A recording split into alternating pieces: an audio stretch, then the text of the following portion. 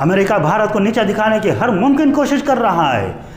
अमेरिकी रिपोर्ट में 137 करोड़ भारतीयों का अपमान हुआ है। क्या भारत के खिलाफ कोई साजिश रची जा रही है? धार्मिक स्वतंत्रता पर अमेरिका ने अपनी रिपोर्ट पेश की है। मुस्लिमों पर हमले, योगी के बयान, किसान आंदोलन का जिक्र है इस रिपोर्ट में। धार्मिक स्वतंत्रता पर अमेरिकी रिपोर्ट में और क्या क्या है, ये सब कुछ बताएंगे हम आपको आज। लेकिन पहले बता दें कि भारत ने कहा है कि USCIRF की रिपोर्ट की तब तक कोई अहमियत नहीं है जब तक अमेरिकी प्रेसिडेंट इस पर मोहर नहीं लगा देते हैं। ये रिपोर्ट आज तक ने प्रकाशित की है। आइए देखते हैं ये पूरी report.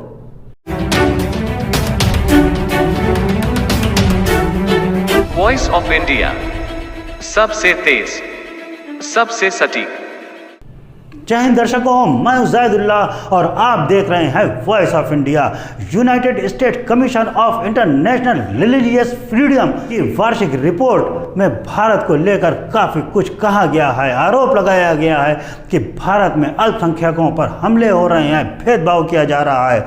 United state commission of international religious freedom USCIRF की वार्षिक रिपोर्ट जारी कर दी गई है। एक बार फिर इस रिपोर्ट में भारत को लेकर धार्मिक आधार पर भेदभाव करने का आरोप लगाया गया है। वहीं सुझाव दिया गया है कि भारत को अभी भी विशेष चिंता वाले देशों की श्रेणी में रखा जाए। इस रिपोर्ट में जोर देकर कहा गया है कि भारत में अल्पसंख्यक समुदाय के खिलाफ भेदभाव होता है और हिंदू राष्ट्र बनाने पर जोर दिया जा रहा है। रिपोर्ट में कहा गया है कि पिछले साल भारत द्वारा उन आवाज़ों को सबसे ज़्यादा दबाया गया जो या तो सरकार के खिलाफ रही या फिर जिन्होंने अल्पसंख्यक समाज की तरफ से उठाई गई।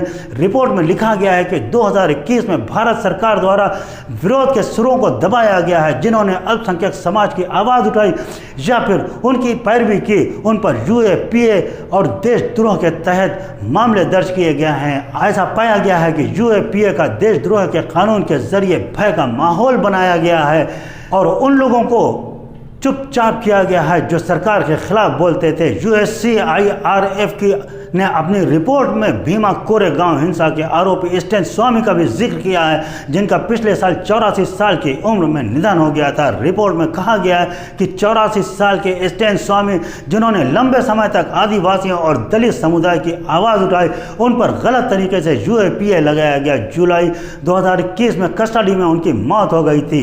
रिपोर्ट में आरोप लगाया गया है कि भारत सरकार द्वारा उन पत्रकारों, सामाजिक कार्यकर्ताओं को निशाना बनाया गया है जिन्होंने अल्पसंख्यक समुदाय पर हो रही हिंसा का मुद्दा उठाया।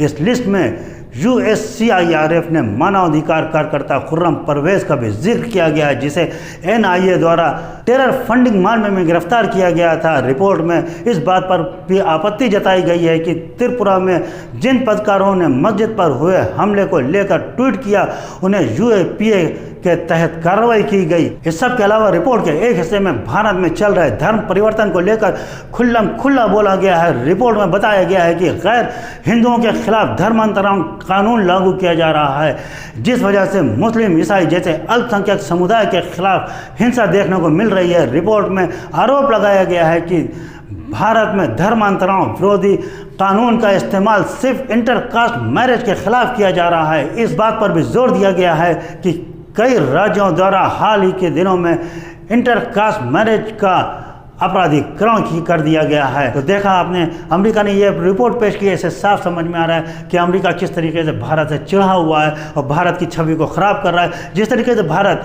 विश्व गुरु बनने जा रहा है, उसके जिस तरीके से तेज़ी से तरक्की कर रहा है, अमेरिका को ये हजम नहीं हो रहा और अमेरिका ने ये रिपोर्ट पेश की है। और इस रिपोर्ट से कहीं ना कहीं अंतर्राष्ट्रीय स्तर पर भारत की छवि ख़राब हो रही है। अब देखते हैं कि भारत सरकार इस रिपोर्ट को किस तरीके से लेती है और इसका जो विरोध दर्ज कराती है वो किस तरीके से दर्ज कराती है। और जो यहाँ पे निचले स्तर के छुड़भैये नेता हैं जो जगह जगह धर्म के नाम पे लेके दंगा फसाद करते हैं, कहीं मस्जिदों पे भगवा झंडा लगा देते हैं, कहीं उल्टे सीधे नारे लगाते हैं या शोभा यात्राओं पे पत्थरबाजी हो जाती है। इस तरह की चीज़ों को 100% रोकना पड़ेगा, हर तरीके से रोकना पड़ेगा, जिसमें बाहर के लोगों को इस तरह की बात करने का मौका ना मिले। तो दोस्तों, अगर आपको हमारा चैनल पसंद आ रहा हो तो हमारे चैनल को लाइक कीजिए, सब्सक्राइब कीजिए। जय हिंद, जय भारत।